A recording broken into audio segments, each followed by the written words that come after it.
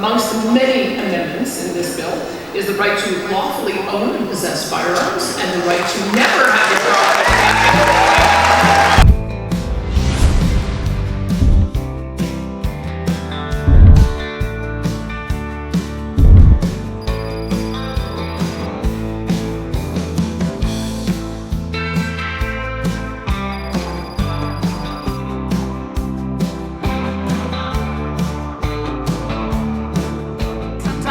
Like he's the busiest minister we got. I think he's got somewhere around 15 to 20 files that he's fighting against Ottawa. I'll let him tell you about it. He's our Minister of Justice. Minister. Well, thank you very much, Premier, and wonderful to be here with 6,000 of our friends and family and this wonderful and remarkable team behind me. One of the last things that I'm very proud of as well, our firearms litigation files. We know that law-abiding gun owners are not the problem in this country. The Toronto Police Association knows the same exact thing. Why don't the federal government know that yet? We're going to go to court and we're going to show them that gun ownership, law-abiding gun owners are not the problem in this province and they're not the problem in this country.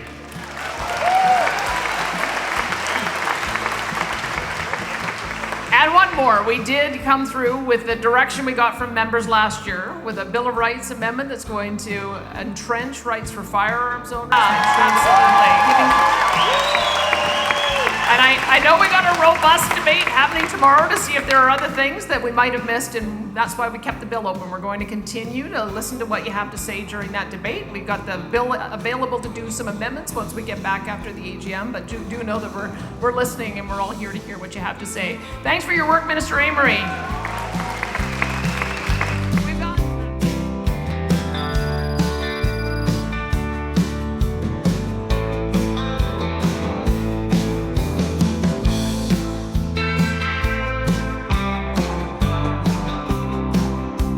Premier of Alberta. This is the first time I ever see her not in Montreal. She definitely knows the way to Montreal, so now we're going to socialize in Calgary. Here you go, please. Awesome. Thank you. Oh my goodness, thank you. You guys are amazing. I see a few black hats in the room, so I know that you guys are going to be really keen on the Bill of Rights policy that's going to be debated tomorrow, and I'm looking forward to that debate. And I just want to thank Mitch and all of the groups who've been working with him. We kind of joke about who did the most town halls this summer. I think we're probably tied. So thank you for all the work that you're doing. Thank you for being out here, because the work that you do really helps to guide the work that we do in the legislature. I hope you have a chance to meet my colleagues. You met the cabinet colleagues on the stage, but there's also a lot of MLA colleagues around. And thank you again for your generosity in coming here, your generosity in hosting me. And I'm looking forward to continuing an incredible discussion over the weekend. We're just going to continue to get stronger and stronger as a movement. I don't think I ever anticipated. We were excited last year when we had 3,800 people who came to have 6,000 people coming this year. Our movement is just getting better and better, and it's all because of you. So thank you so much for the work that you're doing.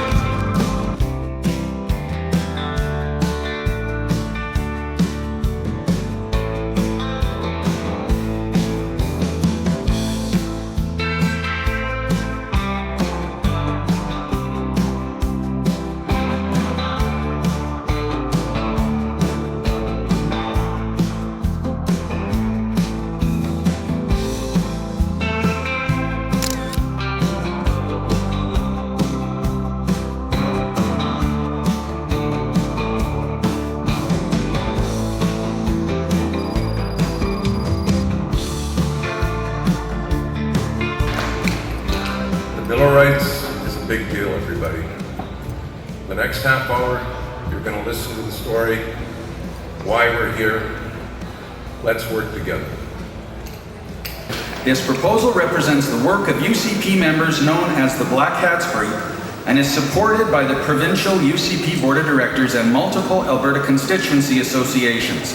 The UCP believes that the Government of Alberta should adopt these suggested amendments, additions, and ideas into the Alberta Bill of Rights. Mitch and Scott, please.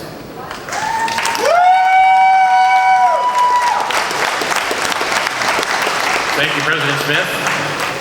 Good afternoon, grassroots. just going to talk to you about why we're here, how we got here, and what we're actually doing today. So what we are doing, to simplify it, is the 22 rights and freedoms that are listed in your program or on the cards. We're asking you to show the will of the grassroots, the members, to the government that you want a comprehensive Bill of Rights. So how we got here, 11 years ago, the federal police force, hired to be the provincial police force, rode in army boats and knocked down doors in High River. They took people's properties, did a lot of damage. It was a major breach of trust. It was followed during the pandemic with forced lockdowns and vaccine passports and mandates. There was a parking problem in Ottawa during a peaceful protest, and the federal government had to freeze bank accounts of supporters. The federal government continues with Bill C-21, red flag laws, Bill C-63, Online Harms Act, and then Bill 293, which I believe is at the Senate right now. It's basically their plan to take advantage of the next pandemic. It's not going to stop. So, how did we really get here? Well, a couple of years ago, a lady came out of the woods and she said sovereignty. And I don't think she was just talking about provincial rights. I think she was talking about sovereignty of our own bodies, sovereignty over our own families. So myself and seven other members of the United Conservative Party got together and we drafted Policy 15, which the Premier referenced in the accountability session. And the grassroots passed it last year. This is your policy getting into action. And we've seen this government has brought forward Bill 24 to start enacting that policy. All glory to God and all credit to Premier Smith.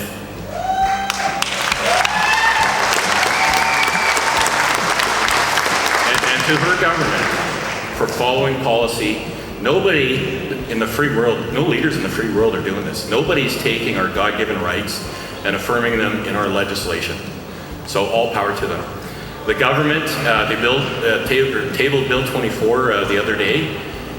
They're here because they want to hear from you. I've seen the MLAs and ministers walking around. They're getting lots of feedback. You can give even more feedback by saying we want a comprehensive Bill of Rights to protect ourselves against the current federal Liberal government and all levels of government that may do things that happened during the pandemic or may write unconstitutional bylaws, as in Calgary or other cities. This is your opportunity to tell everybody, especially the government, what your will is, what you want. You want a comprehensive Bill of Rights to protect ourselves. So these things I've mentioned happened in the last 11 years and more recently, that we don't face the same things again, or even worse, as I believe the federal Liberal government, NDP coalition government, has planned for us. I'd like to pass over to Mitch Sylvester now. Thank you. Thank you very much. So what's happening here? We have many people in this room. Why so many people? I think people were here to give government direction. We're here to participate in our democracy. Please come back next year and bring another person. Last night, the Agriculture Minister brought up Bill C-293. He said that the federal Liberals don't understand the consequences of what they're doing. I totally disagree with them. They totally understand. They totally understand Bill C-293. If you were not afraid before, you should be terrified now. They have been relentless in attacking Alberta industry, our jobs, our people, our rights, our freedoms, our families for years. C-293 is going to finish the job. We are one emergency away. The minister said, we will not allow them to do this. We will invoke the Sovereignty Act. He understands this too. He understands this as well. So I've been to 70 or more town halls since the spring. I hear frequently, what can I do? I have no voice. Today's your day. They are watching. Everyone is watching. Your vote will count today.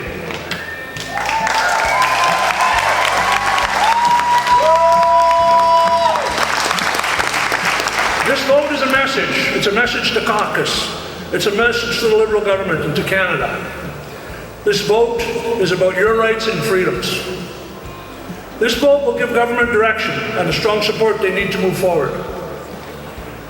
This vote is for a strong Alberta Bill of Rights, one that leaves no doubt in anyone's mind that we now have a robust document that will clearly define and allow us to protect our rights and freedoms now and in the future. Please vote yes. We thought the work of these three constituency associations, perhaps referred to as the Black Hats Group, was completely consistent with the statement of principles of this party and its membership.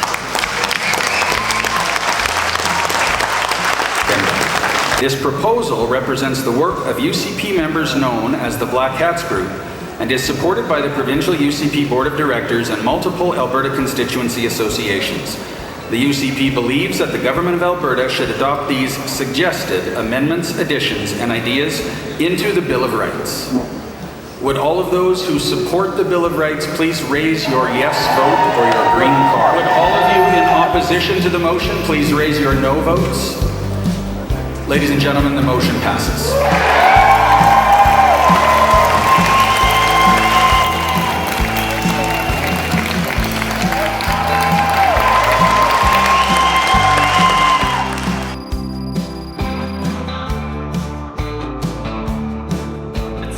In the yes column to the decision of do you agree of your leader, 91.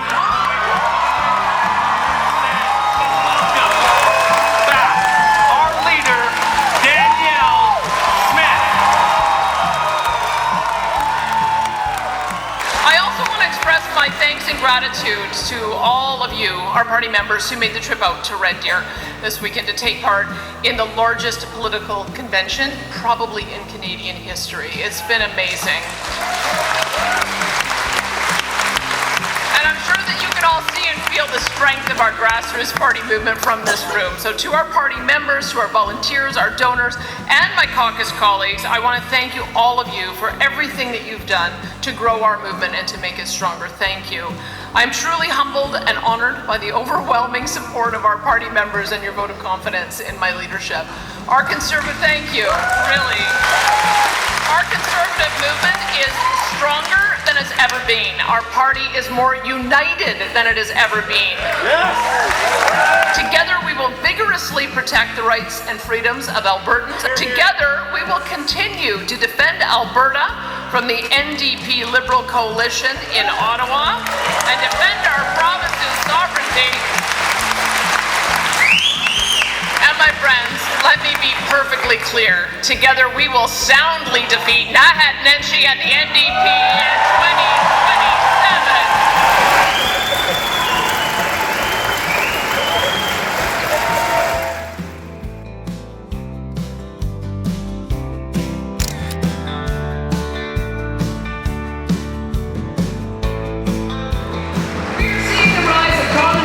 Conservative policies and principles gaining traction and momentum right across the country. We are seeing it in the rebirth and breakthrough of the Provincial Conservative Party and John Rustad in our western neighbor in British Columbia.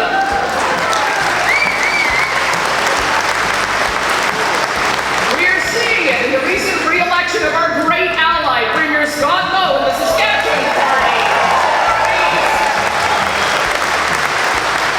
Seeing it in the 6 of 10 provincial governments governed by Conservative premiers, and we are seeing it as we count down every single day to the next federal election when we will finally get our own Alberta-born and race Pierre Poilievre elected as the next great